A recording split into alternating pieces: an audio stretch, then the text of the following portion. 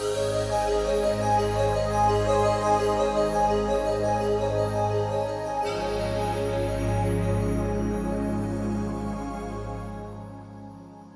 morning. I'm very grateful that we have two participants on my left and my right to talk with us today, to discuss with us the situation in Europe. We have chosen the subject Quo Vadis Europe today. I'm very happy, especially, and I say it again, on a Saturday morning, it's not easy to welcome important, eminent speakers, but all the more welcome Madame l'Ambassadrice Claude France Arnould. She is the French ambassador to Belgium since October 2015, and before she had also a European career, first as director of the EU Defence Questions, then as executive director of the European Defence Agency, and hence as special envoy for space at the European External Action Service. And during her diplomatic career, I should mention she also had a posting in Bonn from 1994 till 98. I should also add that both participants are not the ambassadors at the European Union, so we will not talk about specific European questions in that sense. We will talk about the moods at home, the policies in Paris and Berlin towards the crisis we face. And I'm happy to have on my left the German ambassador in Belgium, Rüdiger Lüdeking. He has been ambassador here since last autumn. Before he was ambassador at the OSCE in Vienna, and before that he was ambassador at the international organizations in Vienna before coming to Belgium. So we are happy for such a distinguished group for our debate. We had also invited a parliamentarian from the European Parliament, Linda McAvan, Labour Party, but she had to go to her constituency in the UK, unfortunately, at short notice, so we lack an important contributor to the questions we have to discuss today. CERIS and the students here have seen an interesting agenda this semester regarding European questions, all the more since we are here in the European capital. We have not long ago held a seminar on Europe here in this very room, where we try to figure out how Europe would look like in the year 2050. And we have started with the fact that at the beginning of the 19th century, world population consisted of 19% Europeans. 19% of the whole world populations were Europeans. In the middle of this century, 2050, only 4% will be Europeans. So this gives us perhaps a little bit of the perspective as a background to our debate. And yesterday we have had Monsieur Jean-Arthur Régibaud, the Director General for Political Affairs here at the Belgian Foreign Ministry, and he has given a very strong statement yesterday. He said, even if the United Kingdom decides to break away after a democratic decision, then all the more we will have to rely on France and Germany to get things right and not let things fall apart.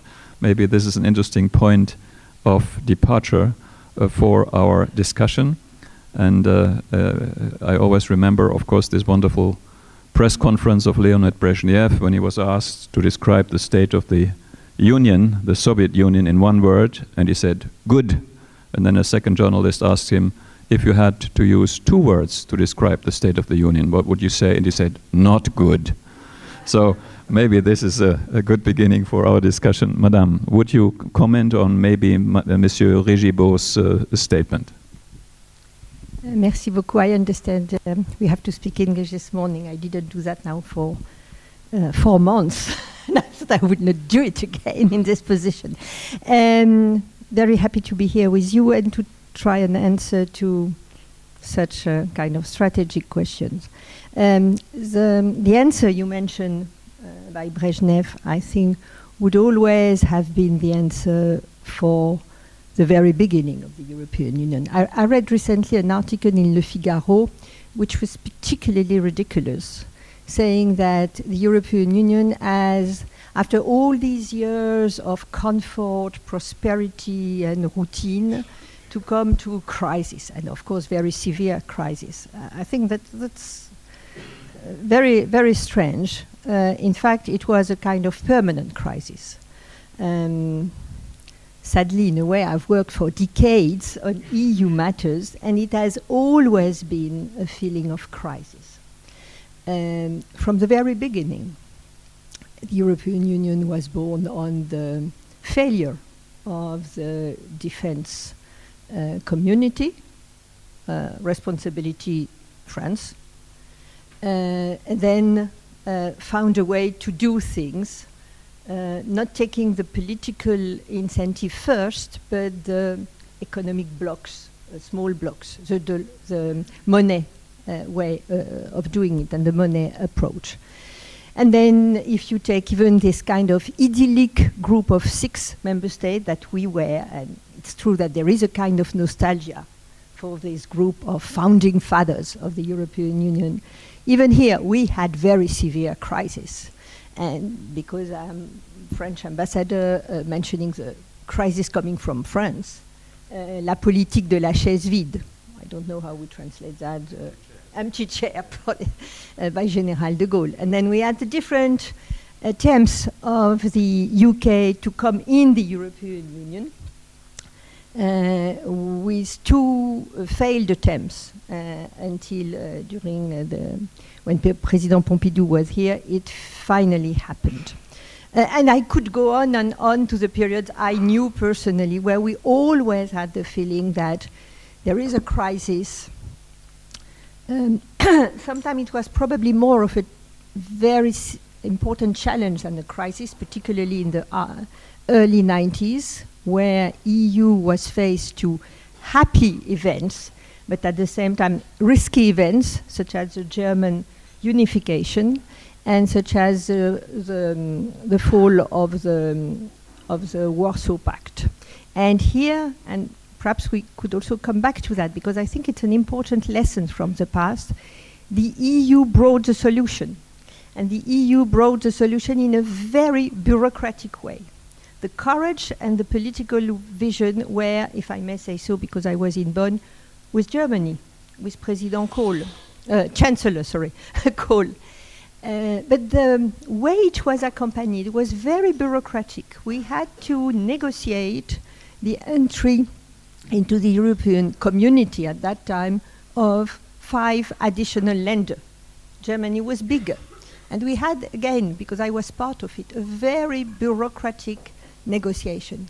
But for the good, because we didn't raise very, very difficult issues among the EU members. Again, the very difficult issues were addressed by the German government, but the way it was accompanied, and it's probably very much the merit of Delors, that's why Delors is so popular in Germany, that is to, again, accompany that with a very simple negotiation. We don't raise very difficult issues. It's just that Germany now, because of the decisions taken, is bigger with 5 new lenders.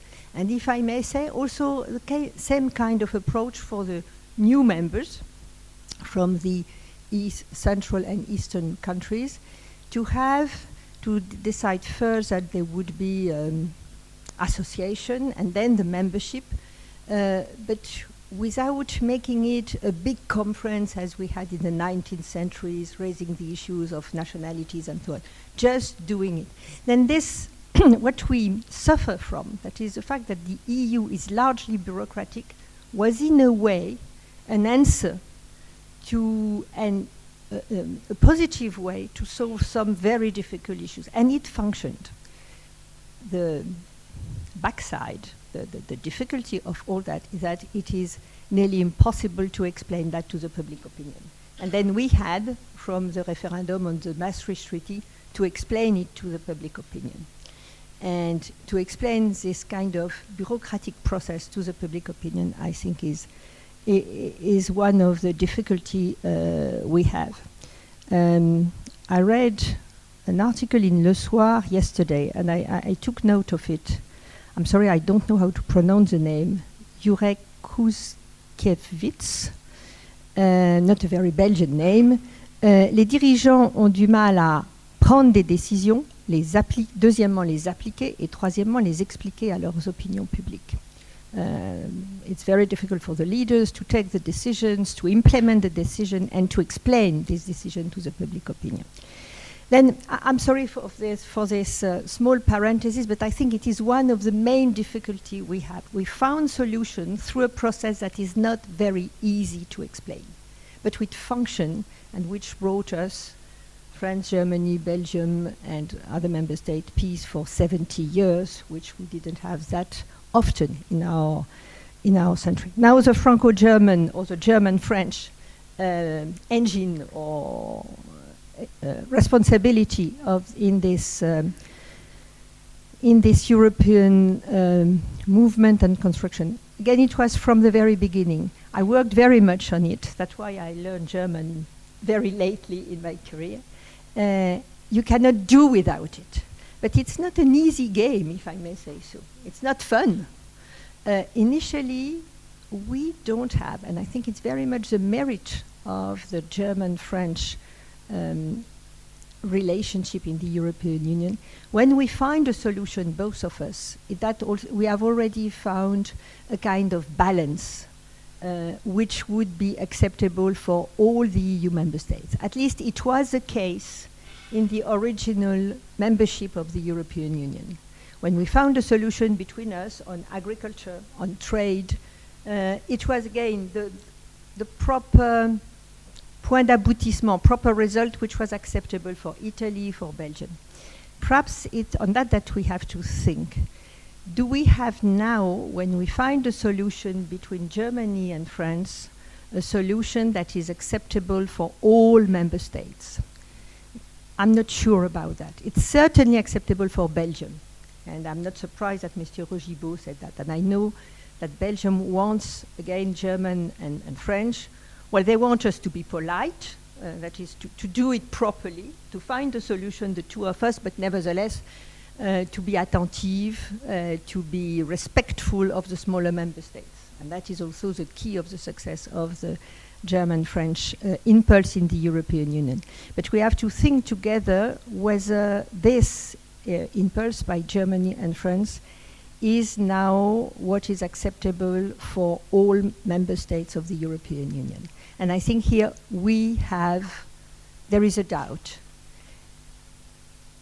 Why? Because probably France and Germany find agreements on what is for us, Germans and French and Belgians, the heart of the European Union, which is a process for peace and prosperity, and a process in which we never totally forget, again, this notion of peace and reconciliation. Then it is a political objective. Perhaps for some new member states, it was not that political and objective, and not that much for, again, peace, reconciliation, finishing all those centuries and decades of lack of peace in the European Union. And I think we need clarity with all member states. Did they come in the European Union mainly for that? It's probably one of the issues we have with some member states. And when we speak very frankly with our British friends and colleagues, they didn't come really for that. They came from prosperity, for free market, for trade, and not fundamentally for that, because it was probably obvious, but mainly it was not the main objective. Now, and I will finish on that, this first elements, I'm sure we still need it. And you mentioned Monsieur Rogibaud, he was less severe than, I think, Mr. Verhofstadt. Mr. Verhofstadt said something very, they didn't take note of that, but very severe. We wait for the German-French, but we don't hear the French. And then it's something we have to think about. In a way, it's not true.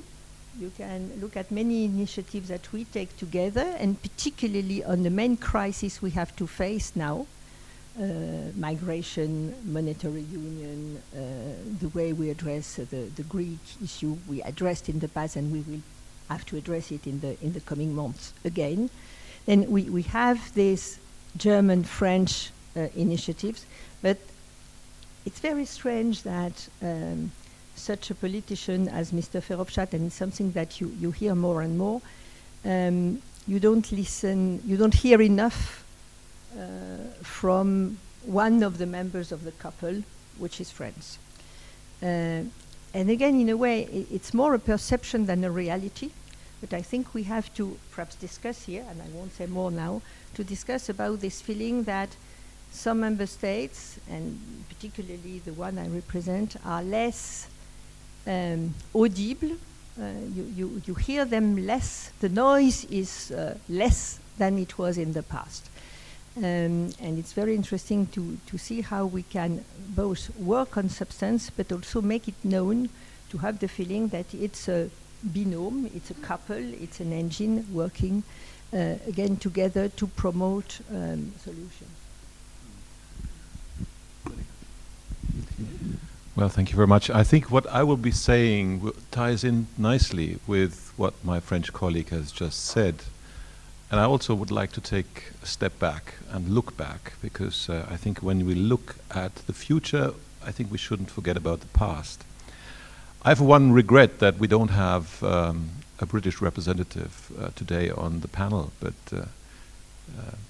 you know, the British question, or the possible referendum, not the possible, the definite referendum which will come up at some point, maybe even this year, is much in the news, has been much in the news over the past few days. So what I will do, I will start with a quote. I will start with a quote by the British Prime Minister, David Cameron, and I think that's an important one.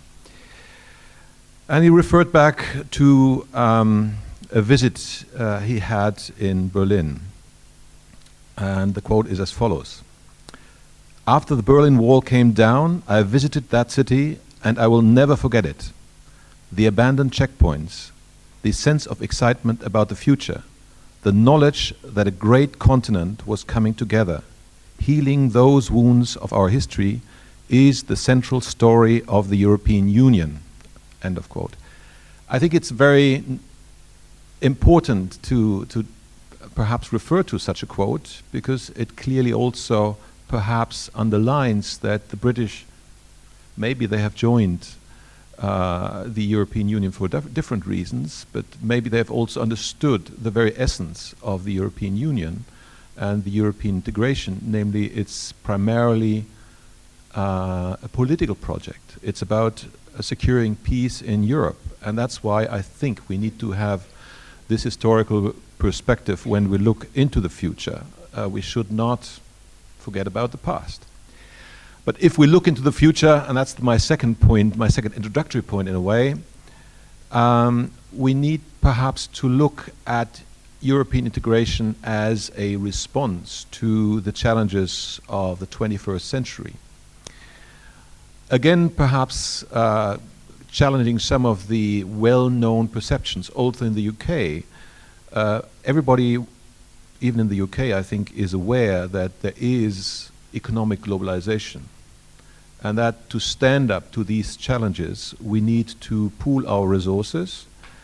And I think the economic integration in Europe provides strength. And the best example, in my view, in this regard is if you look at trade policy. That's where really Europe can stand together, and it can see eye to eye with other important trade partners, in particular the United States, but also China.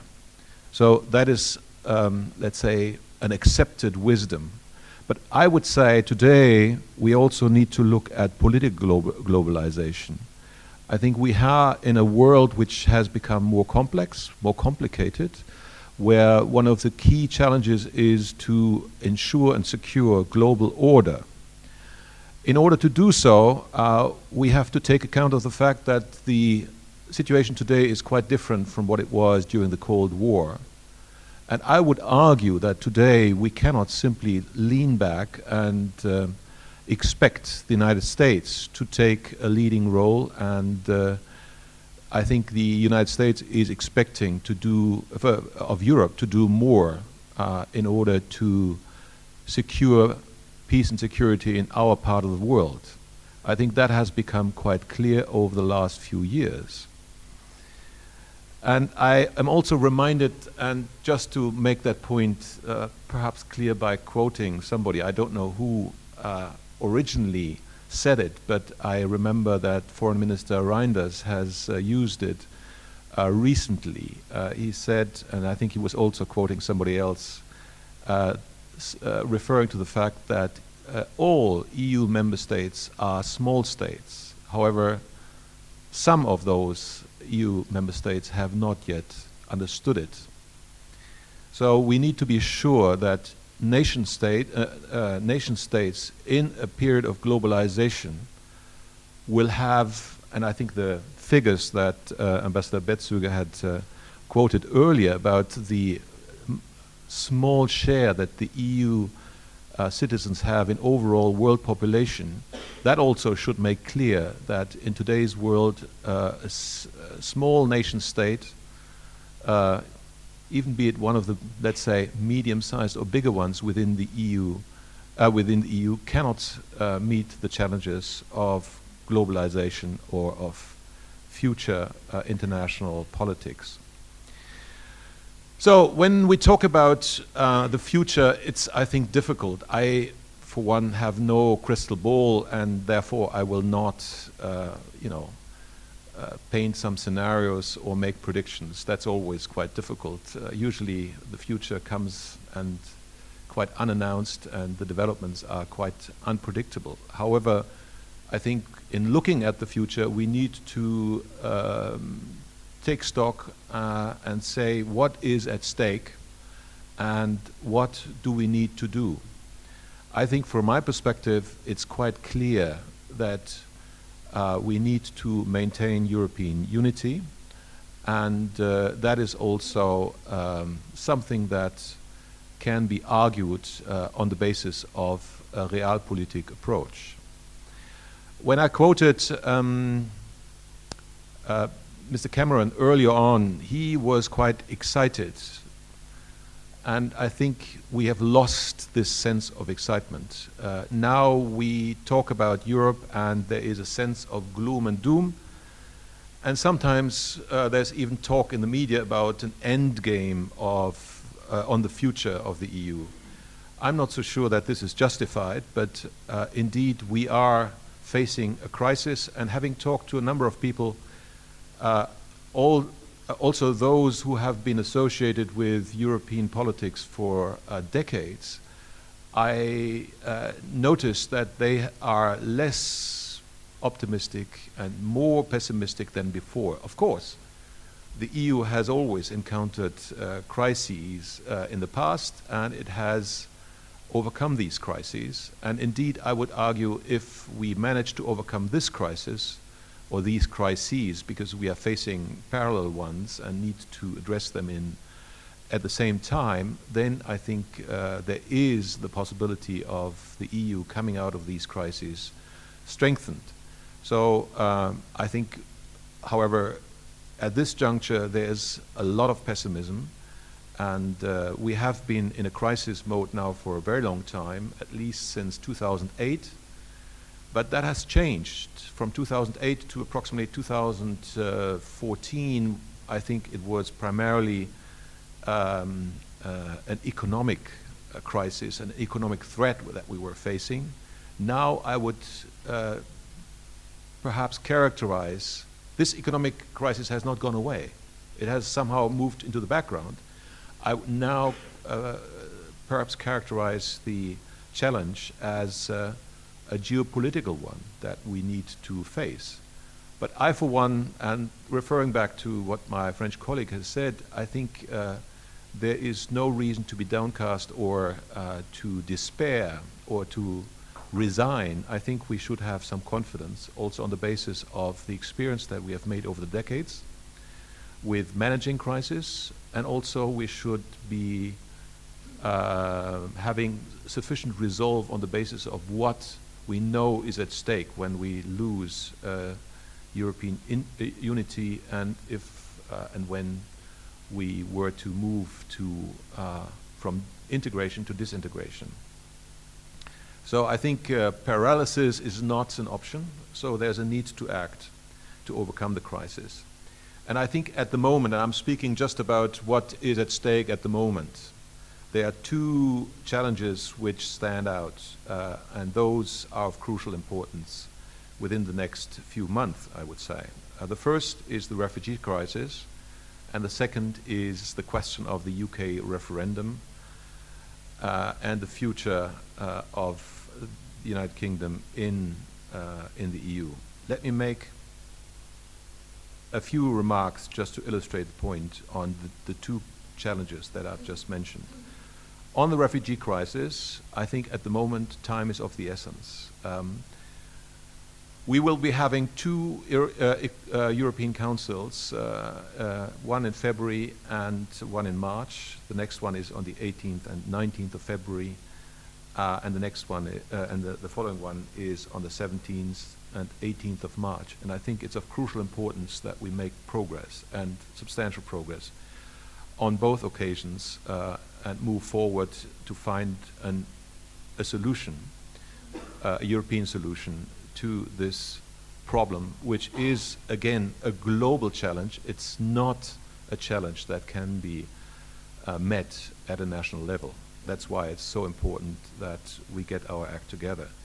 And just to mention the three issues which currently are being discussed and need to be made progress on. First, protection of external borders. Secondly, permanent distribution system for distributing refugees and asylum seekers. And of course, thirdly, the reform of the so-called Dublin agreements. I will not go into those, but I think what I would like to stress is that whilst reading the papers, you get the impression that the EU is disunited. I think that should not in any way detract from the fact that there is a common interest at stake. And again, I would argue for Realpolitik, and I'm very fond of this notion if it's being seen as something which is driven by realism and an understood sense or a recognition of one's interests. And I think if you look at such a Realpolitik approach, I think there are two things which stand out. First, I think we need to defend our values. We should not be oblivious of European values in particular, and that's our interest, in particular in a world where increasingly these values are questioned and are put at risk. So it's not just, do good and be nice, but it's a hard-nosed understanding of our interests that should lead us to defend our values. And then we should also recognize, and that's the second point of realism, that there's not a single measure to rectify the situation and to resolve the refugee crisis. Rather, and sometimes you get the sense, the single measure that some think of is erect new borders, isolate Europe, and build new walls. I don't think that this is a realistic approach. Rather, we need to work at several levels. At the national level, and I would submit that Germany is doing what needs to be done to reform its own refugee and asylum policies in order to adjust them to the very challenge that we are facing. We need to get our act together at the EU level, and that is, I think, quite important as we are facing the challenge together. It's nothing that is just of concern to one particular state, and I think just let refugees pass through is not an option. And I'm wondering whether that increasingly will not be stopped if and when we don't get an EU approach, a common approach to meeting the refugee crisis. And we also need to look at the crisis at an international level.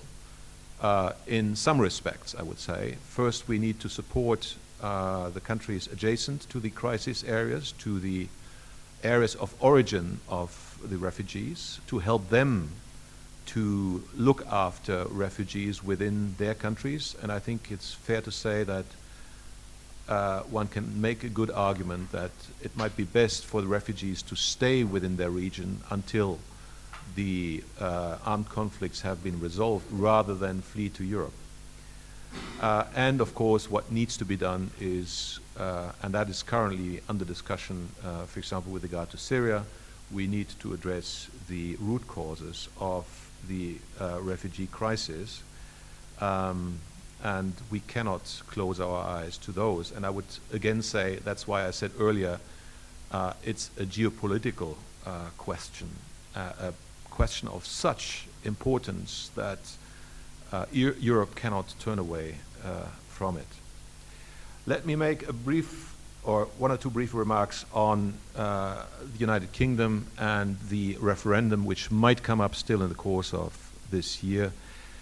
I think the fundamental point, and that's the point which also guides the EU institutions, is to keeping the unity of the EU.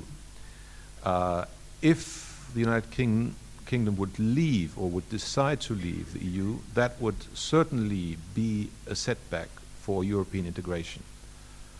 How far, how important a setback, I will not discuss it. That's probably too much looking or trying to look into a crystal ball, which I will not do. But I would also submit, when there is a concern about the impact on the European Union, I think there will definitely also be an impact on the United Kingdom itself.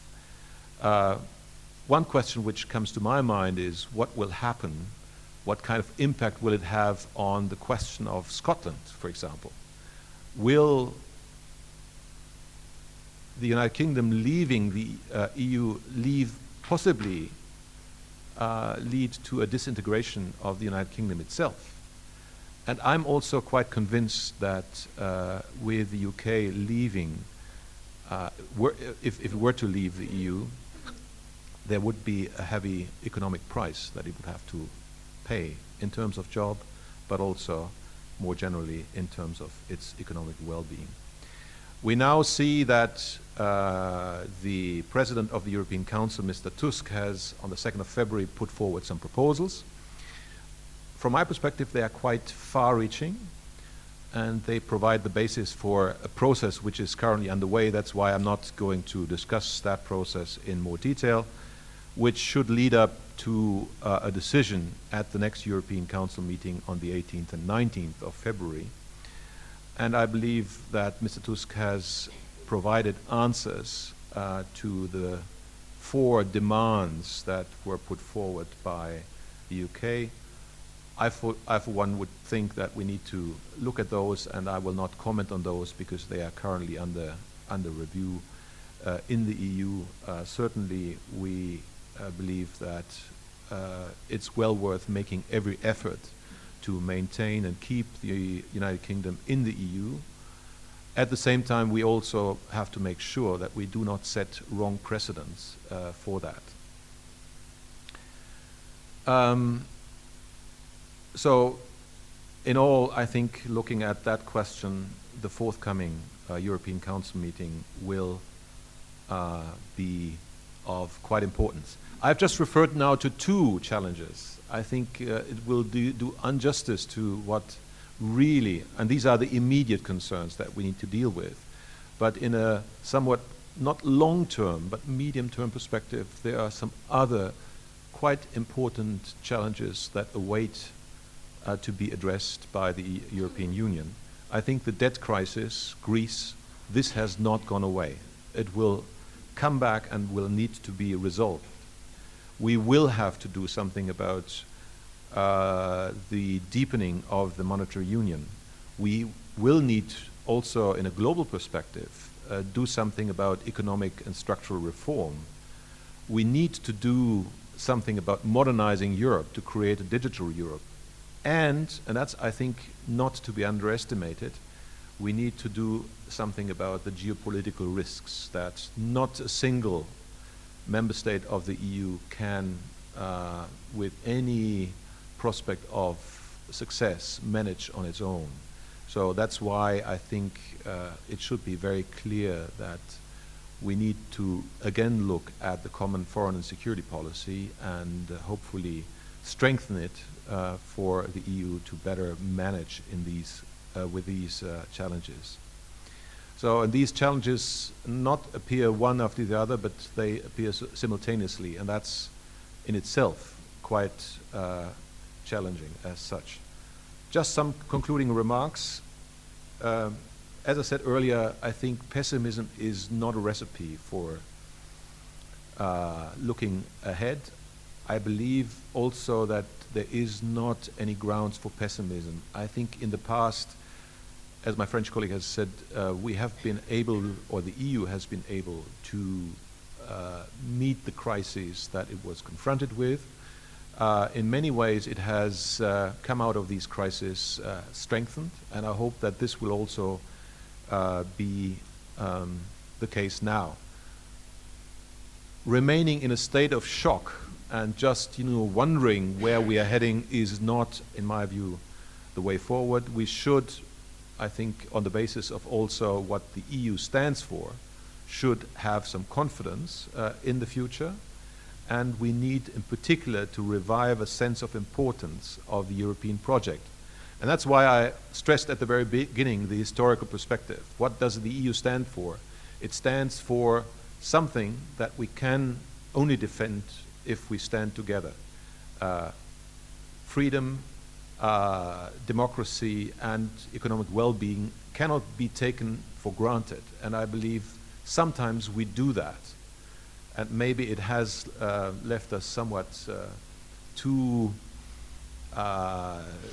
passive in the face of these challenges. And I believe Europe must assert itself, and it can do so if and when we are aware of the sense of drama that we need to be aware of in the face of these very crucial months that we are going through. And indeed, one should be clear, Europe is not something that we see from a distance, but Europe is us. That's the member states themselves, the European people have a responsibility, and I for one hope that we can reinstill some sort of sense of importance and sense of what the EU stands for within our populations. And in this regard, the process which has just been started among the 6 founding members of the European Union is quite important and might indeed hopefully make a difference in this regard. There is, of course, a particular date to work against, namely in March next year we will be celebrating the 60th anniversary of the Treaties of Rome. And there is an initiative, I think, taken in particular by Italy for the 6 founding states of the EU to work together to prepare for it, and also prepare for it in such a manner that this will result in a strengthening of the cohesion among the EU member states, and hopefully in a revival of the European project. I'll leave it at that. Thank you very much for your attention. Well, thank you very much for these very frank statements, which have really covered all the ground for our discussion. I can encourage you to prepare yourself for the first round of questions, perhaps after these statements. Madame Arnould, you talked about the crises which have accompanied the European Union since the beginning. I wonder whether this time it's not different. These were crises we had which were outside the European Union. Now we have a crisis inside the European Union, sort of make a self-made crisis inside Europe, where there is a lack of solidarity, a lack of common ground, a sense of drama, like Mr. Lüdeking just formulated. That's a different phenomenon so far, and that is why I think we should look at this particular new phenomenon a little bit closer, maybe, also to give you food for thought. But I would like to come back to the migration, one of the problems which were mentioned. And I've seen the last polls in Germany. The support for Chancellor Merkel is down from 70% over the last years, one can say, to now 46% this week, meaning that not even 50%, not even half of the German population believes that she is really in control of the migration problem. And only 18% of the Germans, 18%, believe that the government controls the situation. So the question is whether Merkel is to be blamed, like many other European countries have said. For instance, the Czech president, the Polish, some Polish politicians, some Southern European politicians, that Germany and specifically the Chancellor is to be blamed for the development of this European migration crisis. And I would like to, of course, turn to the German ambassador to comment on this one. Although, of course, Monsieur Hollande has the same problems in France with the consent, you know, to what the government is doing. But we will come to that a little bit later. Well, thank you very much. Of course, the approval rating, and I think it's not so surprised that the approval ratings for Mrs. Merkel have gone down, but I'm not worried actually.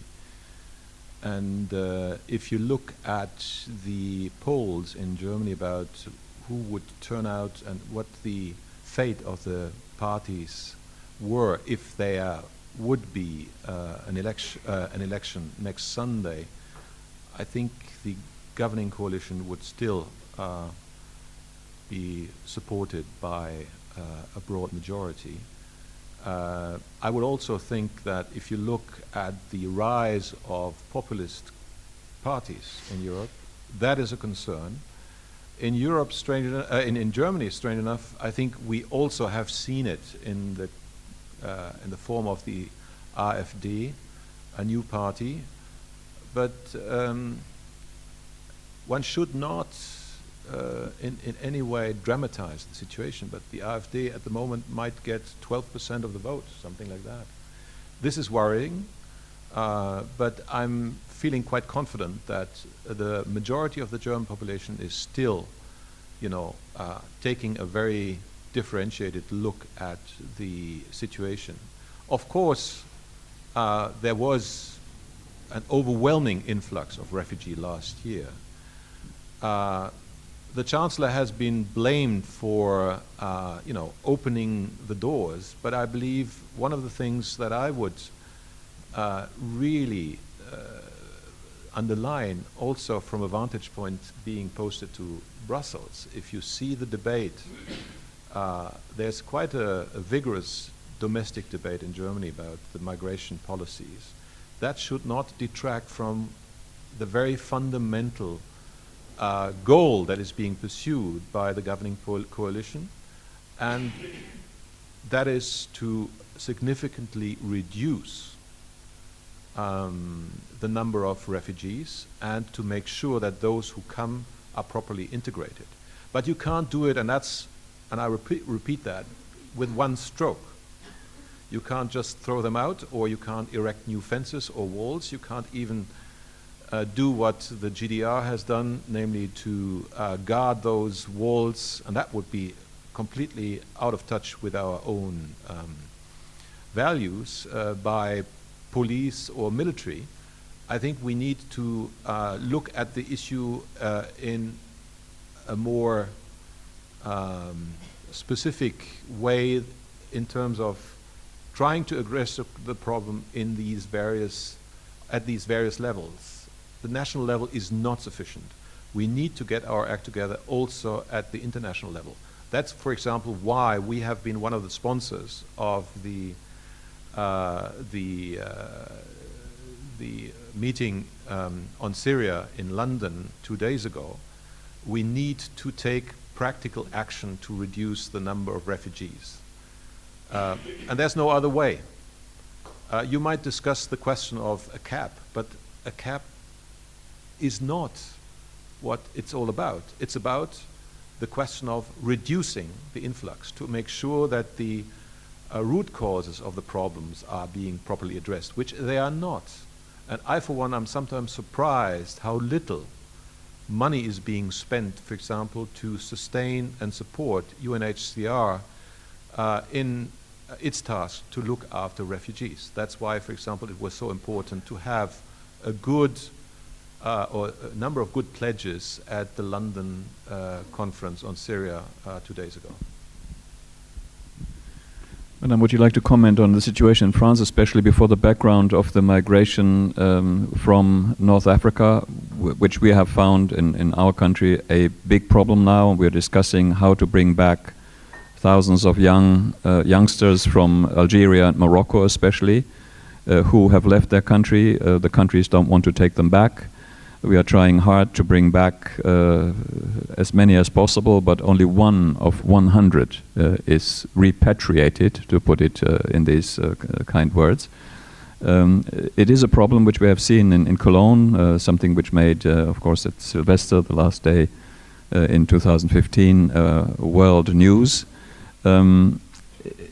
What is the remedy for such a phenomenon before the background of the French experience? And by the way, the Belgian experience. I've seen an interview on American television last week with an imam in Brussels, and he very clearly said, "We want to take away Belgium from you. We will have more children than you will have, and that is why in 2030, and that is in 14 years, this European capital will have a majority of Muslim population, 50%.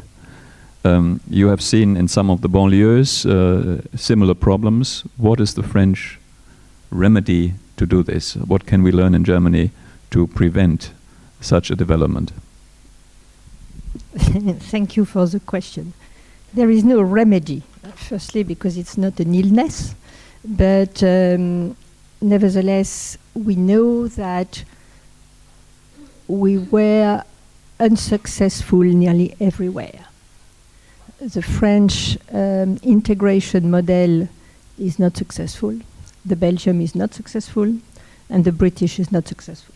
And we will see for yours when you come to the same numbers. And it's not successful on both sides. And the only point on which I would perhaps differ from my German colleague on the 2 main challenges is that we have the challenges of refugees and we have the challenges of terrorism. And for me, it would be the 2 main challenges.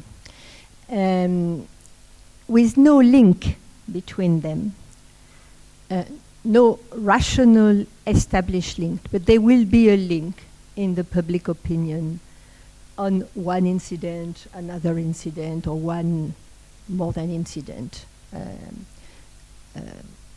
Very severe murder as we had in Paris. It could happen that somebody could be one of the refugees. It could happen. Statistically, it would not make that much sense, but it could happen, and for the public opinion, it would be a very severe blow. Then I think we have the 2 challenges, and I would put that far ahead of the Brexit issue. Particularly in terms of populism. If you take the French in the French man or the French woman in the street, do you care about Brexit? No. Elites care, businessmen care, people in Brussels care, people in Brussels, in the Brussels institution. But I don't know in Germany, if you ask to the man in the street in French, do you care about a Brexit? Firstly, they would not even understand, and secondly, deeply they don't care. And they would even say, well, why not? Again, this concern we have is a concern of business elite and institutional elite. But the concern about refugees and terrorism, I think, is a very deep concern. And it's why I totally join you that optimism, pessimism is not the solution, optimism is a solution for action. Because we have to take action. And if you look at what we can do vis-à-vis refugees and vis-à-vis fight against terrorism, there is no alternative to do, as you said, to doing it together and doing it in an EU or European framework. Then if I come back to the question of refugees, it comes also to the question of frontiers. borders, Schengen front borders and outside Schengen borders. We cannot have walls, and I totally agree with what you say, but we cannot have, you use the word overwhelming. We cannot be overwhelmed by situations, not by people, it's not a question of people, but overwhelmed by situation. And I think the only thing when we do something that we think is generous, and we have to be generous, is nevertheless at the same time to think ahead, not only for the comfort of our own citizens, but also for the comfort of the refugees we take in Europe. And perhaps, well, it's not perhaps, it's obviously, it was very difficult considering the rhythm of the refugee crisis to think ahead on all elements, on how would we greet them, how would we integrate them, do we want to integrate them, do they want to be integrated? If I take a very severe crisis in France, it's not about Algeria or Morocco. Algeria and Morocco are old immigration models. And again, I don't say we are 100% successful in France. We are partly successful. Some of our citizens, we don't even know whether they were of Moroccan origin, of Algerian origin, or Tunisian origin. Same thing for all those who came from Cambodia or Vietnam. That was fully successful. There is a part which is totally unsuccessful, and we have to be honest with the Belgians. It's not only a Molenbeek issue. It's an issue in many of our countries. And of course in France we have, it's not in the center of Paris, because Paris is different from Brussels. Berlin, yeah. But it's in the suburbs, and then on some part of it we really failed. But what we have to look at, how do we want to integrate, and do the people who come want to integrate? If I take the very difficult issue of Calais and Dunkirk, the people who come in Calais and Dunkirk, and I would not say that they are treated properly. Of course, it's a very disgraceful way in which they live. But they don't look for asylum in France. Then we don't know what to do with them. I know that subject very well, because it's an issue that we discuss, as you could see through the press, with the Belgians, and that I discuss very much with my colleague, le préfet, in the north of France. The people we have here don't want to stay in France. They don't ask for asylum in France. They want to go to UK, and they are blocked in Calais. That's why we have this. But we cannot, again, address them as people wanted to be integrated in France or in Belgium, because it's not their objective. They want to go elsewhere.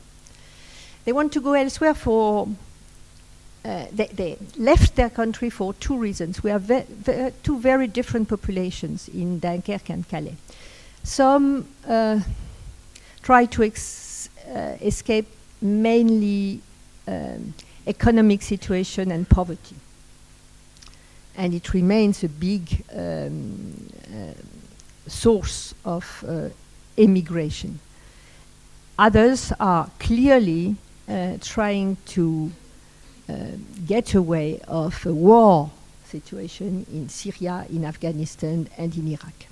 Then we have these two populations, and probably the answer is not the same, and we have to combine the two answers originally. Firstly, and here I join totally what has been said by my German colleague, we have to work on the origin. Work on the origin is prosperity. And here France has advocated for decades that we need a policy of partnership and co-development with Africa. We need it with the south bank of the Mediterranean Sea. We are not that popular 20 years ago. But what we were doing was exactly, it was, when you say realpolitik, yeah, in a way it was realpolitik. When we gave, I worked on that very much, and I would not like to be too talkative about it, but when you decide that you will offer the possibility for oranges, olive oil, or tomatoes from some of the South Mediterranean countries to enter into your market when you produce the same products, which is the case of France, which is the case of Spain. But nevertheless, we were the most eager to find some possibility for those countries to have a proper economic development, not only assistance but also trade relationship. I don't say it was always perfect, but that was from the very origin, and already in the 80s, 90s, we knew that that was a solution for people to be happy at home, to have prosperity at home. First thing, because most of the people don't want to take these boats and risk their life and the life of the children just for the pleasure of being in Molenbeek or in Bobigny or Trappes. They really they escape a situation that they cannot bear any longer, and in most of the cases it's economic misery. Second point is those who are trying to escape war or a very difficult security situation. And on that, as you said, and I totally concur with what you said, we need to give an answer in terms of security in these countries. In some cases, it's a military answer. I think we have to be very honest in the way we look at our military answers in the past. These military actions must bring prosperity and security on the ground and here. That means it should be encompassed in a policy, economic policy, social policy, that would make sure that what was done militarily is successful when we are no longer in the main moment of the military deployment. And here we have to be honest and look very look at the lessons from what was done in some of the conflict areas. Then, and now I think we do it also together with France and Germany, try to address the situation in Iraq, in the Sahel, in the different places where those people have to fly away. Now for integration at home, again, I think it's a question also of proportion. You have to make sure that you don't have suddenly a situation where you cannot integrate and your citizens cannot integrate people. Some very disgusting things have been said everywhere, and I know there is, for instance, a Belgian emotion about what a politician said. Well, stop feeding them like pigeons. Yeah? It was even worse, yeah. Then that is absolutely horrible. But the answer to prevent that kind of, it's not even populism, but really very nasty comments, is really to find a way to plan for the way people are handled here, are treated here, and plan for integration. And demand, not ask for, but demand in the strong word, integration. And that, I think, I totally agree with what you say. We have a way of life, we have values, and people that we will live in France, live in Belgium, have to share this way of life and values. And I think it's very important to make sure that the people we greet here share the fact that they have, perhaps not from one day to the other, but to understand what are their values. Then we come to the question you ask about, for instance, imams. You mentioned one. I find very interesting the way Belgians look at this issue. It's a very strong debate here. The idea that this would be a kind of Muslim practice à la Belge, à l'européenne, that is, respectfully the Muslim religion, but at the same time to be practiced in countries where there is where there are certain values and a certain way of life, including between men and women. And I think that is really a key to this integration. As you know, probably the French Prime Minister was here on Monday, together with the Minister for Home Affairs and the Minister for Justice and all their main collaborators. And we tried to work on the different issues that we discussed very much after the murders in Paris in November. Firstly, fight against terrorism, and it's probably why I put that as a priority. Fight against terrorism, which means police working together between Belgians and French, but clearly it's not only a French and Belgian situation. It's you had a very alarming situation in Germany on the 31st of December in Munich. It's clear that the people who committed the murders in Paris, of course, had a logistic basis in Belgium, but also in Germany, and also in Greece, and then everywhere in the European Union. And the murders could have been perpetrated and could be in the future perpetrated anywhere in Europe, and particularly among the members of the coalition having these strikes in Syria and Iraq. Then we need to have a common answer on the police issues, on the justice issues, on the surveillance of the Schengen borders and in the external borders. And it's different from the refugees. That is fight against terrorism. And at the same time, we need to see how we can fight the radicalism. And radicalism is not necessarily radicalism of former Muslim people. Those people who were ready to have to commit murders in France were all traditional Normands. I don't know how. They had no Muslim tradition. They didn't come from Morocco or from other Muslim countries. They just came from Normandy. I don't know if you know where is Normandy. And you have the same in Belgium, and probably you will have the same in Germany. Then it's a question of how to have values for peace and living together peacefully for all our citizens. And that is this question of fight against radicalism.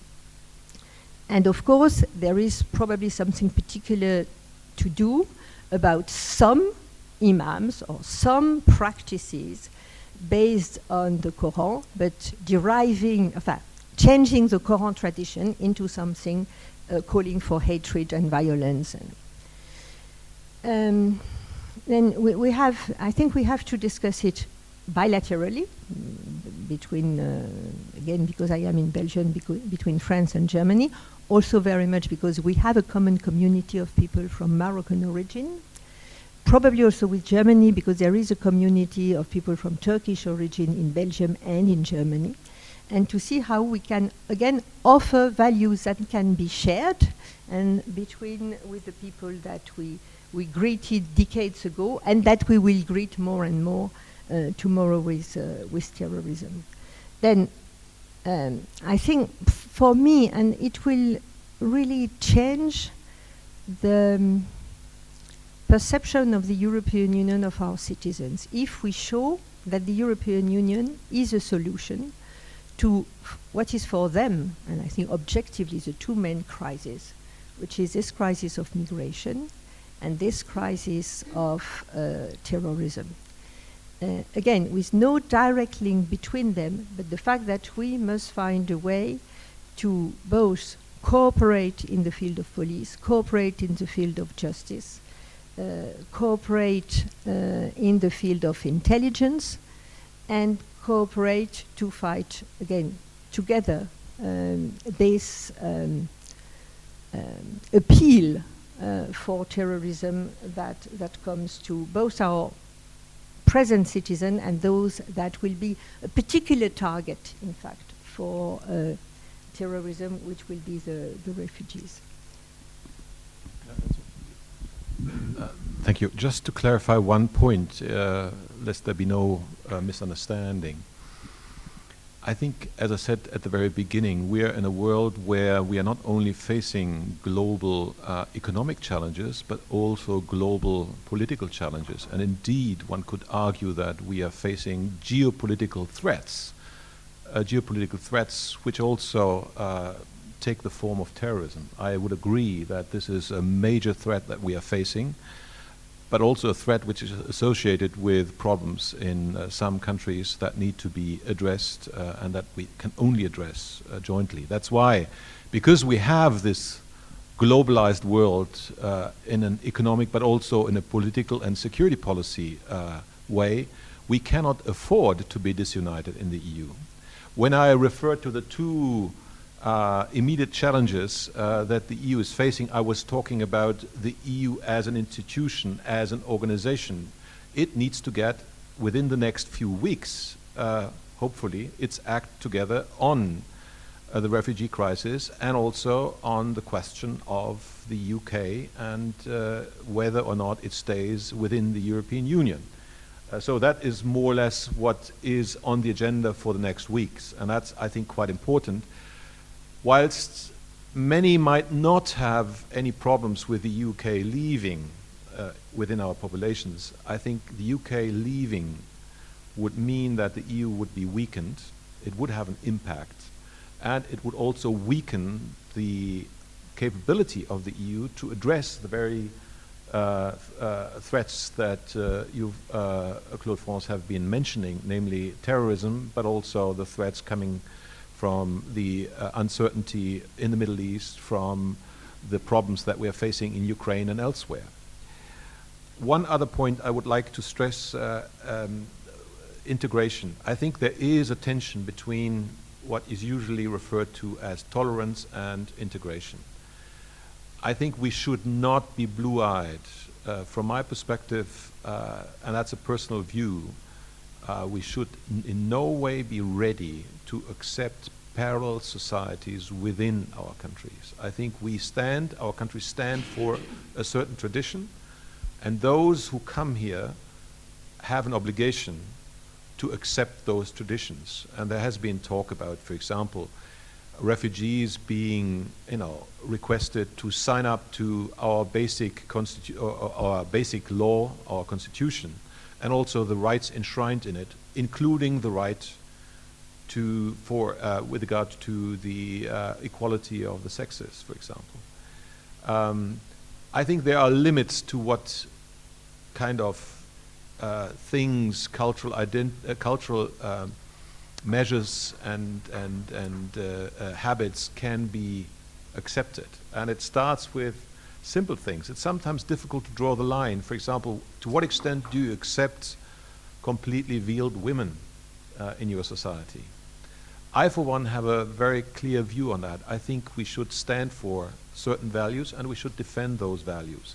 And indeed, as has been said, I think those we take on board who need protection, and I think they deserve protection if they are persecuted for their political beliefs or if they fear for their lives, they get the protection, but it's not that they get the right to settle in our countries for good.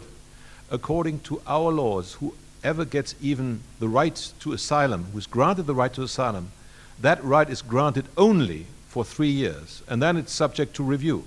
So it's not some sort of carte blanche for anybody to settle in Germany. I think we expect them to return once the problems in their countries of origin are resolved. Thank you. As has been the case with many people from Kosovo, millions came in the wars after '99, and of course they wanted to stay once they were there, and we have a problem there. But I think we have really gone through a lot of food for thought already now. I see that this, of course, would be enough material for a whole, for months of seminars. If we go through these questions, but I would like to open the floor for your questions now for the first round of questions. We would collect the questions and then give the answers. And please indicate if you have a specific question for one of the participants of the panel. Good morning. My name is Bilal, and I'm from Morocco. I'm very proud to hear the name of my country in such a context. My question is to you, sir, directly. You mentioned those North African kids in Germany. I think we should not be mixing them with the refugees. Those kids, they came to Europe illegally from the port of Tanger in the tracks to Spain. And they were in the minor centers in Spain, and they made their way to Germany for a better life, or whatever they were thinking. So I think if we are mixing the issue of migrants and refugees, we're just blaming refugees. Refugees is they have a very specific issue, and we should not be mixing the two things. Another point that will be for both ambassadors. You mentioned about the imams. I think the problem in general, I see that the French government or the Belgium or the German governments, the problem I see is that they give the opportunity to these kind of people who can not even speak the language, and they are in charge of the issues of their communities, instead of giving the opportunity to young people who were born here, educated here. An imam, and who knows from where he gets his support, and we know the mosque lobbies and how they run in Europe. And without mentioning, there are embassies who give budgets to these mosques. Another point would be the issue of fighting radicalism. It's funny because we're talking about radicalism, and the first thing that comes to my mind is Wahhabism. So we're talking about Wahhabism and how it is well spread in these mosques, and your first ally is Saudi Arabia. So let's talk about the big elephant in the room. And we have a secret lover that is Saudi Arabia, and then we blame radicalism. Well, I think we should be blaming them, and we should be putting more pressure on them. Thank you. More questions?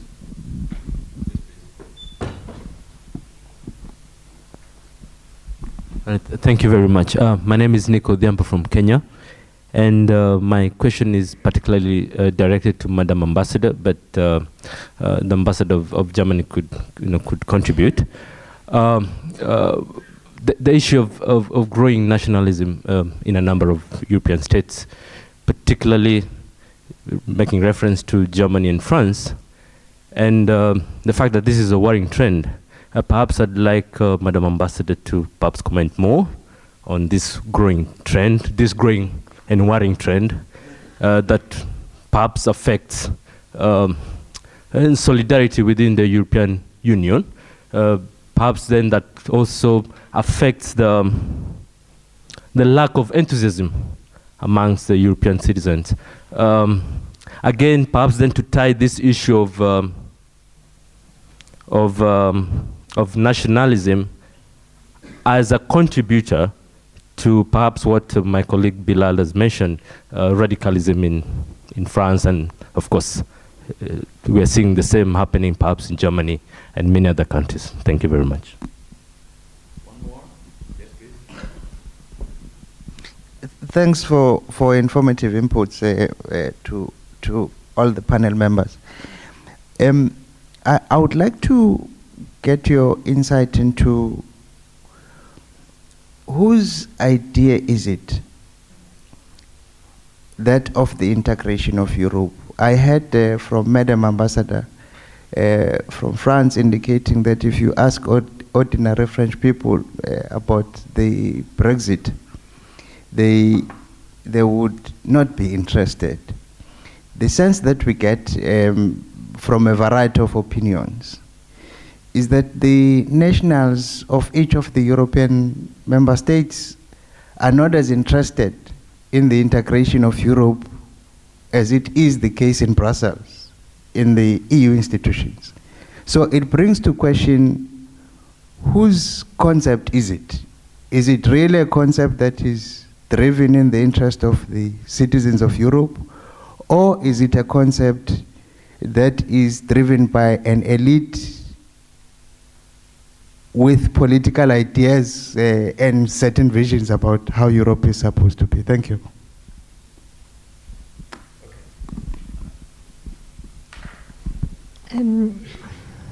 Firstly, I found your question very interesting on the imams. And of course, even as French, we follow the debate in Belgium with a particular interest, because the situation is different as regards the support that the state can give to religion, to religions. In France, laïcity has it, coming from our history, doesn't allow for direct support from state to religions. Then we don't pay imams. We don't give money in France. That's why the question we raise in France is not the imam en général, generally, but I don't know how to say it in English, les aumôniers, those imams practicing in the jails, because they are paid by the states. But in Belgium, it's quite different. And then there is a support from the government or the governments to the different religions or philosophical convictions.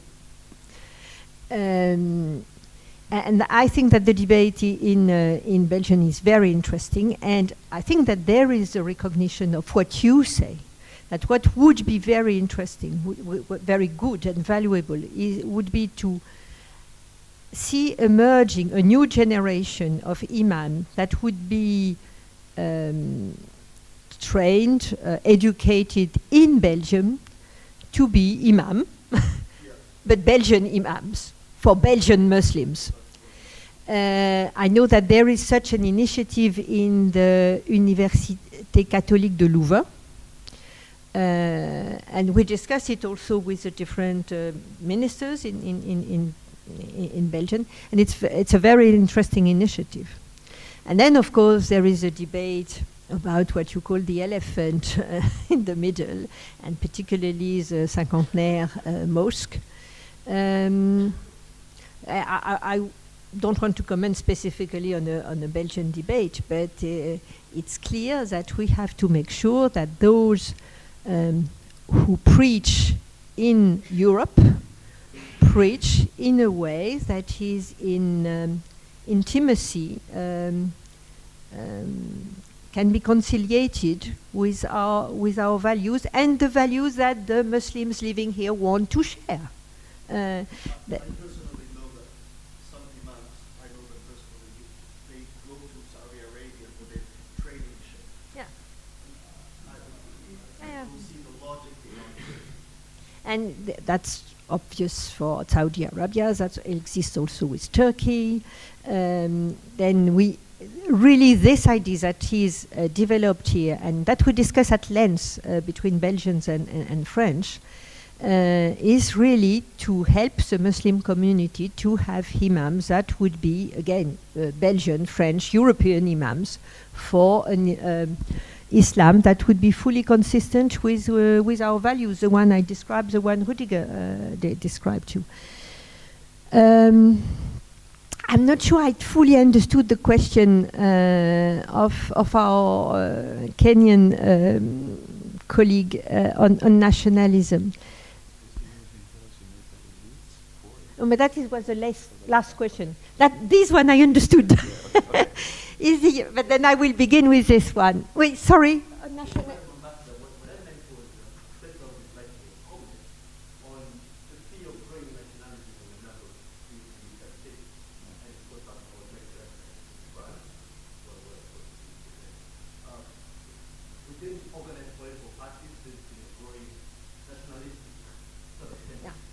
Okay.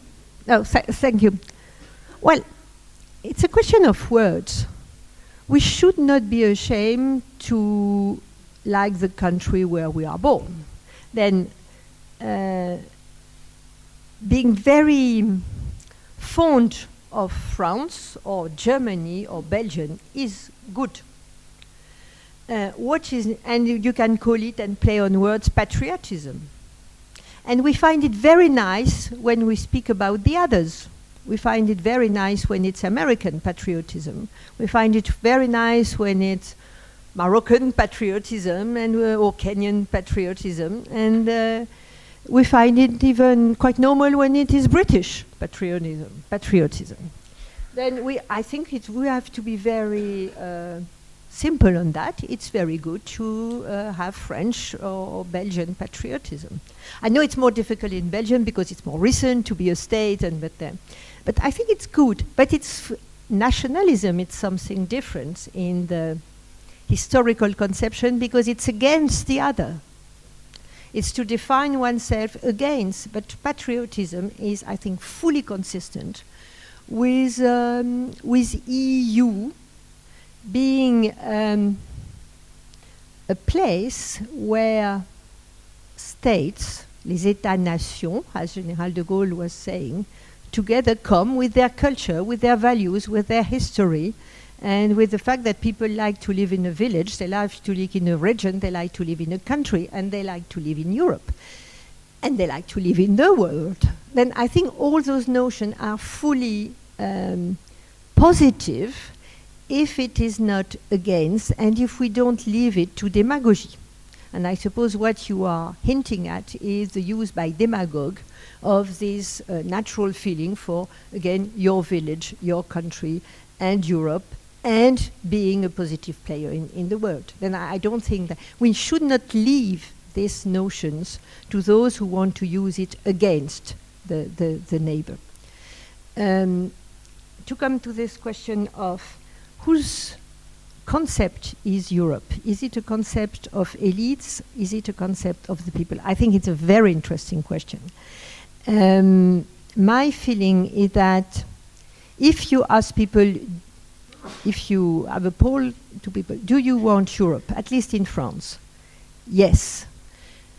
Do you want security at the level of Europe? 80%, yes.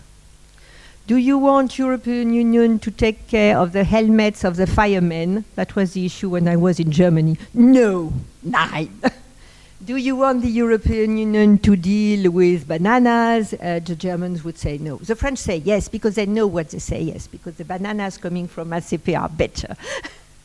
But it was a big war between Germany and France, the banana. I was one of the warriors of the banana war. When I was greeted in Germany, the first flowers I received from the diplomatic advisor of the Bundeskanzler was a bouquet with banana flowers.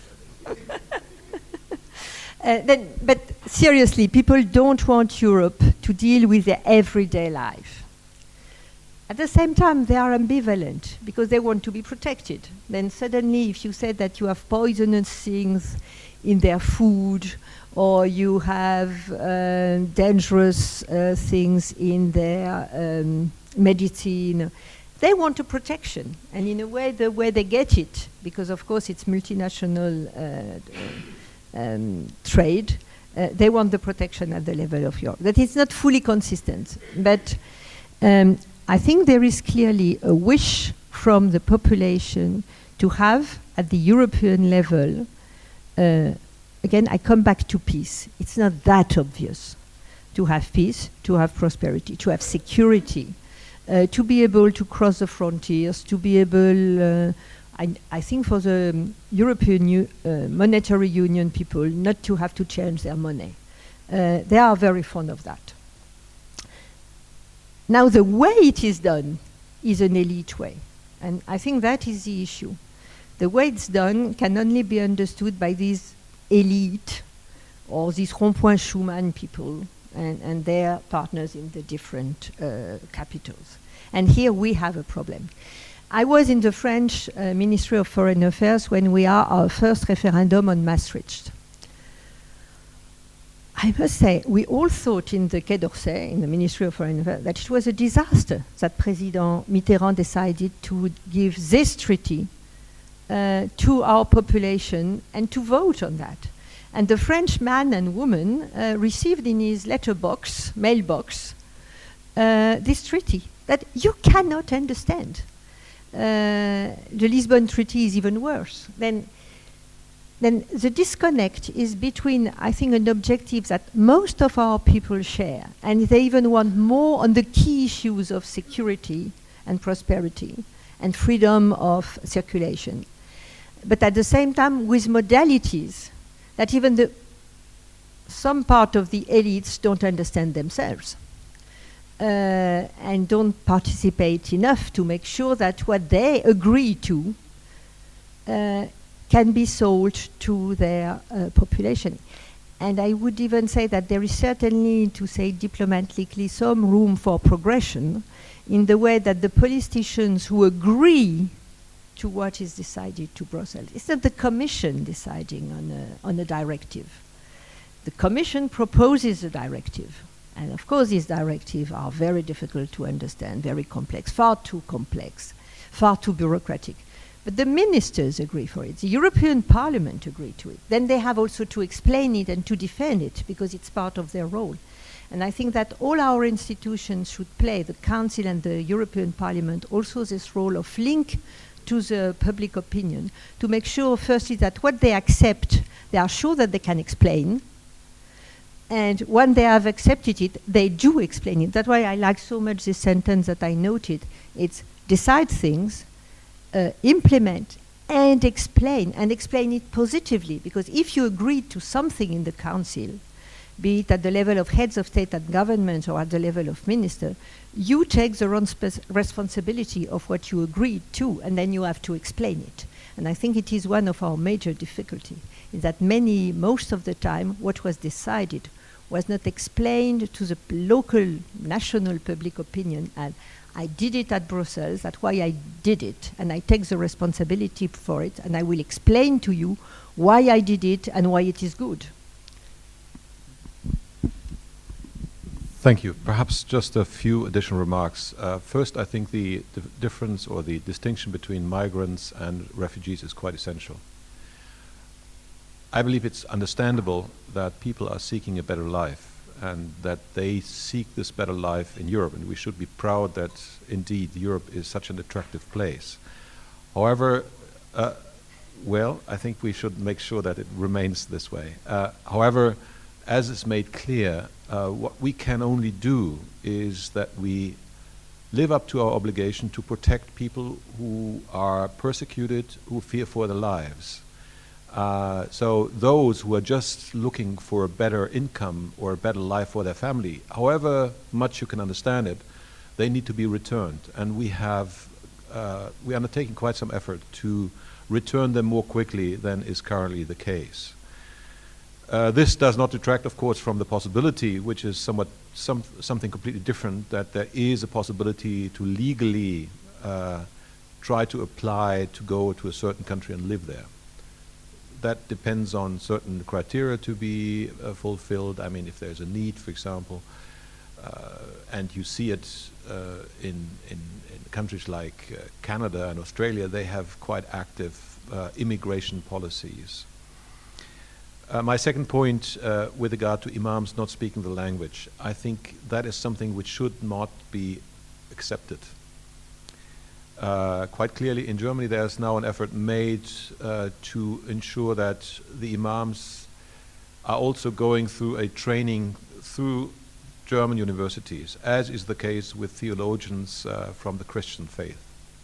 So that should be done, and I believe there are limits to what can be tolerated, and in many respects the no tolerance rule should apply, however much you might have a certain understanding for things happening. For example, if refugees or migrants commit criminal acts, there should not be any tolerance, but that should be quite clearly persecuted as in all other cases. Saudi Arabia, you made an important point. I believe when you look at the overall situation in the Middle East, it just gives you the creeps in a way, because I mean, look at the standoff between Iran and Saudi Arabia. Look at the influences which are being exercised by the various powers in the area. It's, I think, a situation which does not lend itself to easy answers, but rest assured that when it comes to the human rights record of Saudi Arabia, that is being raised in the appropriate fashion.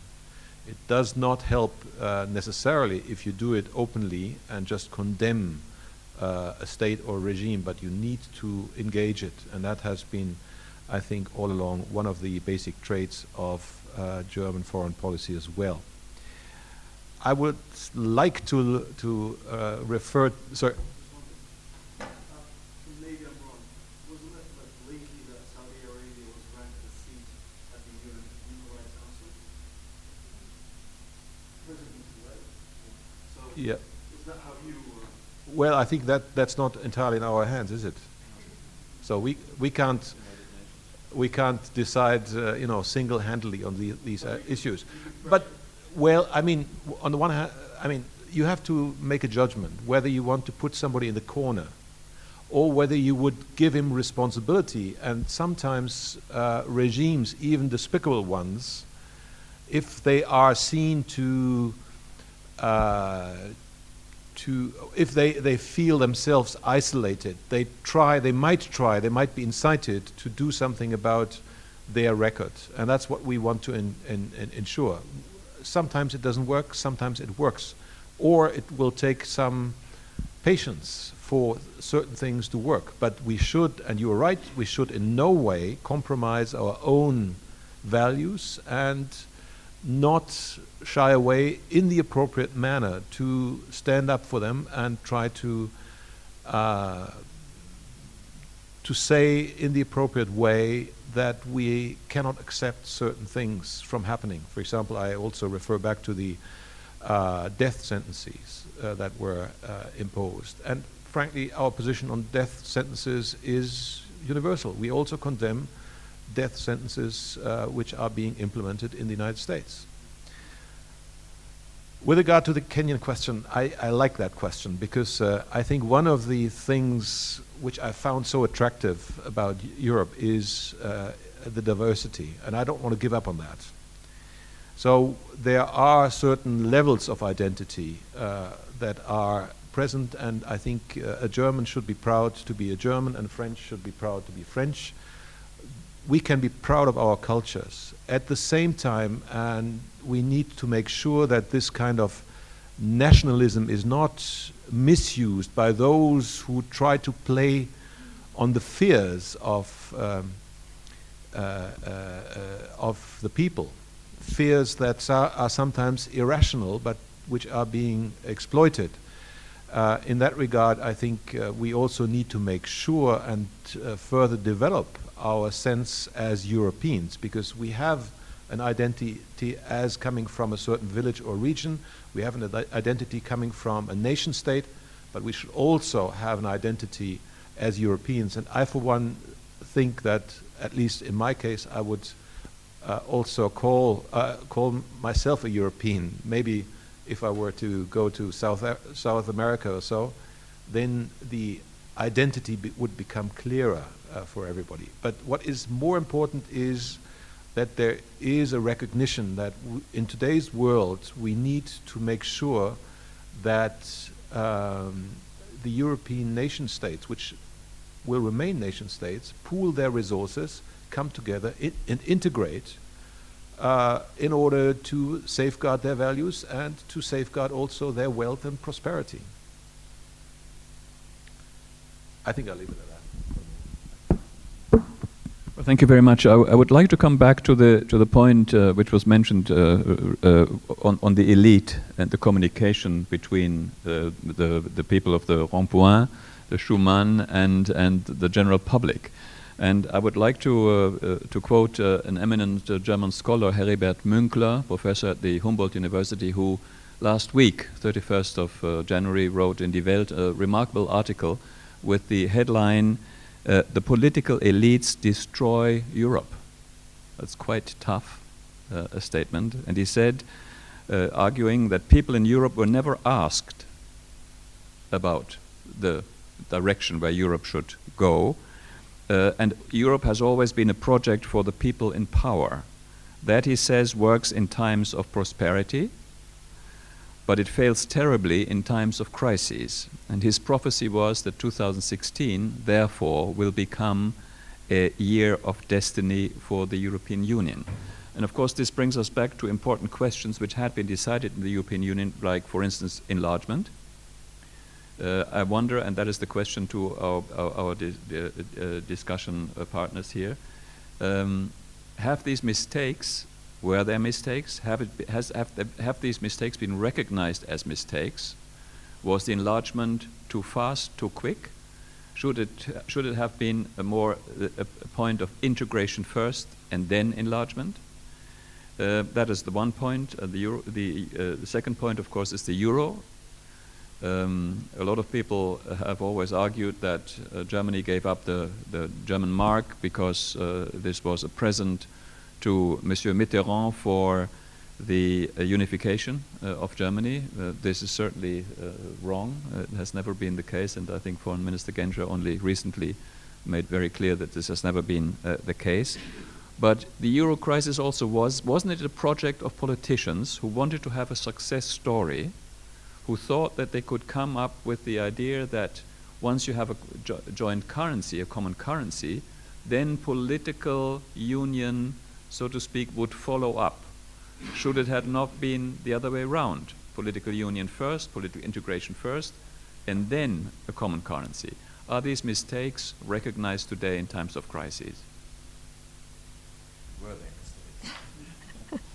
Well, as a French diplomat, your first question is the easiest, because we always said, and particularly in the 90s, we need approfondissement before élargissement, deepening before enlarging.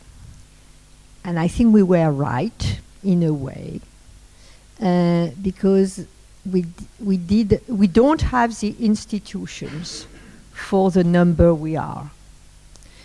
And then, but nevertheless, the pressure of events was that the enlargement was, at least for the Central and Central and Eastern countries, I think a kind of historical necessity. And without the enlargement, perhaps we would have had a major crisis and a major risk. It was not that vital for the previous enlargement. It would not have changed the life of Sweden and Finland and even Austria had they not been in the EU at that time. But certainly for Poland, for the answer to the end of the Warsaw Pact, it was probably more important to do it the way we did it than to, as we propose as French, first deal with the institutional question. At least, nevertheless, we should have addressed seriously the institutional question simultaneously at the same time. And that's why now that we are 28 and that we have a perspective of being more than 30, we regularly come back as French and we regularly discuss together, French and Germans and Belgians, to smaller groups. Then we had different words for that. Geometrie variable, Kern Europa. We had some elements in the treaty which allow for coopération renforcée, reinforced cooperation, strengthened cooperation. I don't remember the translation in English. Then probably now that it's too late for putting the institutional solution before the enlargement, nevertheless address seriously the institutional solution, and perhaps because of all the crises we have, consider not that we have a kind of haphazard compilation of ins and outs, which is really impossible to manage. You never know to which policy one member state participates, to which policy they don't participate. Then what we have now is really difficult to manage. This, again, plurality of in and out in the European Union, but work mainly on groups of those who want and those who can, which was traditionally a French position.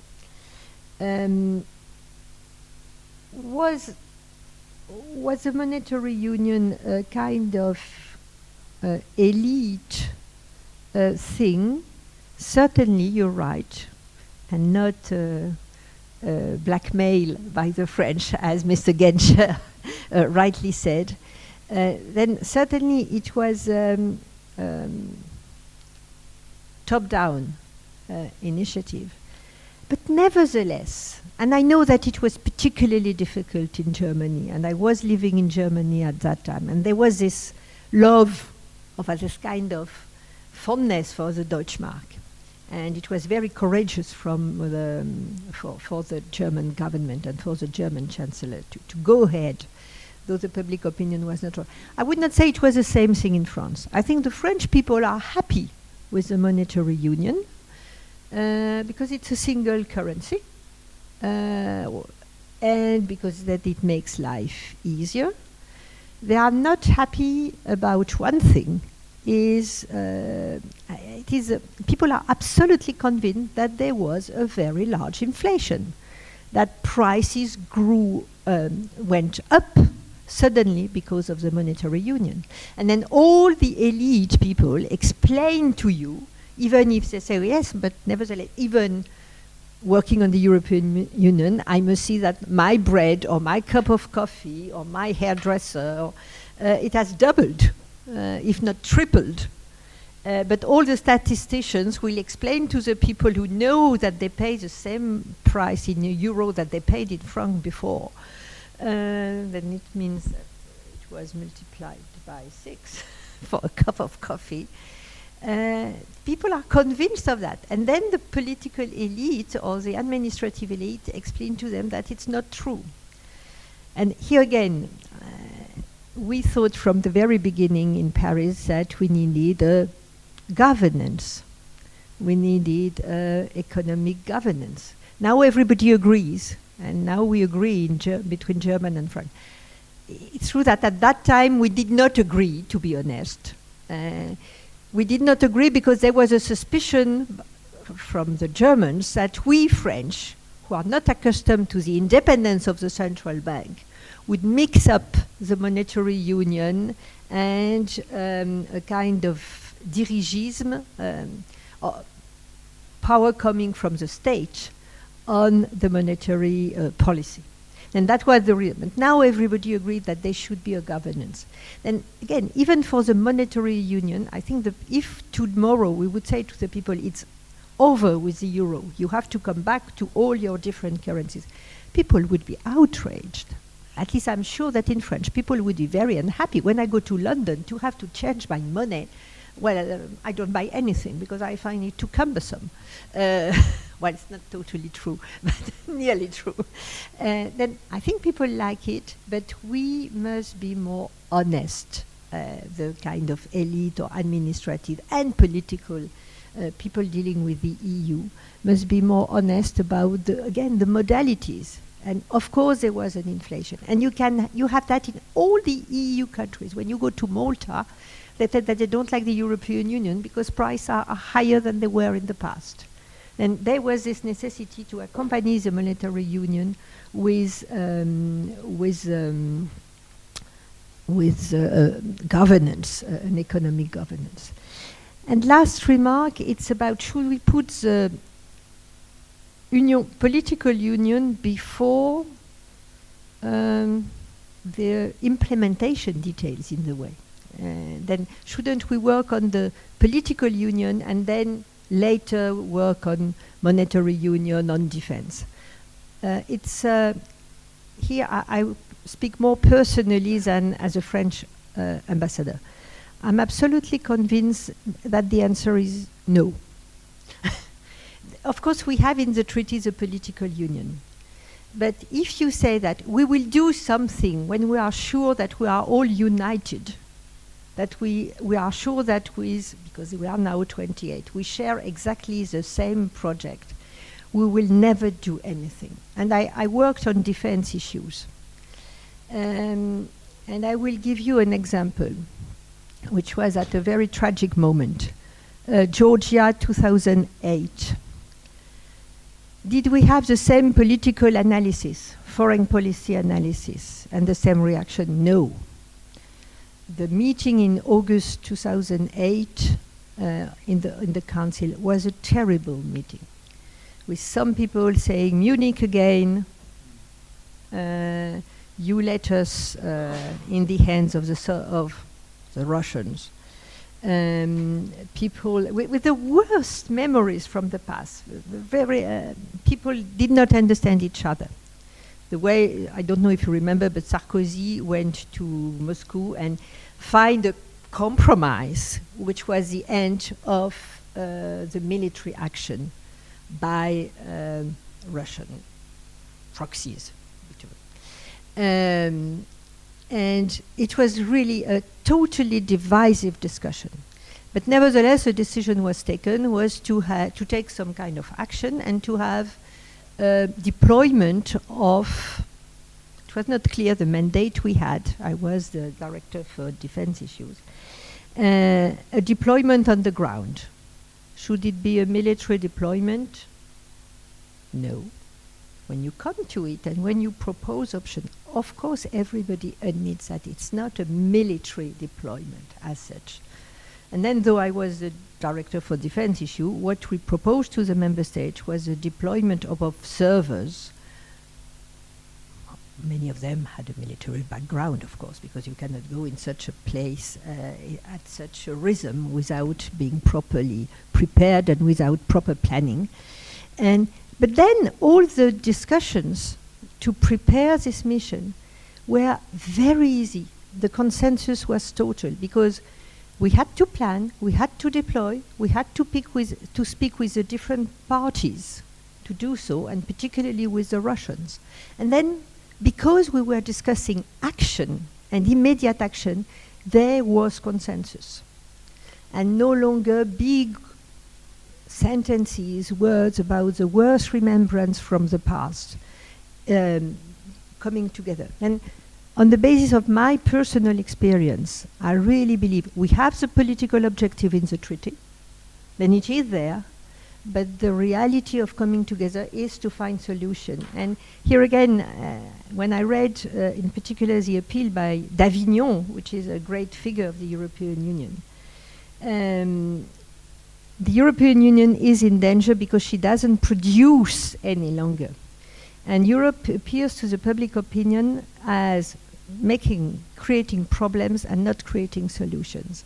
And if we spend our times discussing about are we 100% unanimous about a political situation or foreign affairs situation, we are not.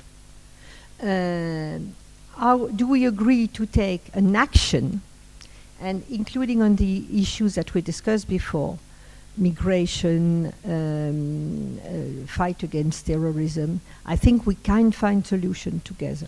And for me, political union is an objective we have, but we must find solution to the crises to which our citizens are faced. I think in retrospect, you're always wiser. So, of course, a lot of mistakes have been made. There were also some mistakes made with regard to monetary union. But on the other hand, I mean, it would be unfair just to judge everything in retrospect. And I, for one, would say that overall, the European Union and European integration has been a success story. Now we have difficulties, but I think these are not insurmountable. But it takes a lot of, let's say, courage on the part of our politicians to do the necessary fixes and to really cough up the money, for example, to turn around some of those problems that we are seeing. We have also, and that was for me surprising, gotten away with enlargement and a deepening of the European Union at the same time for quite a long time. It was surprisingly successful, and now of course we are facing some difficulties also because of the multitude of challenges coming not from inside necessarily but also from the outside.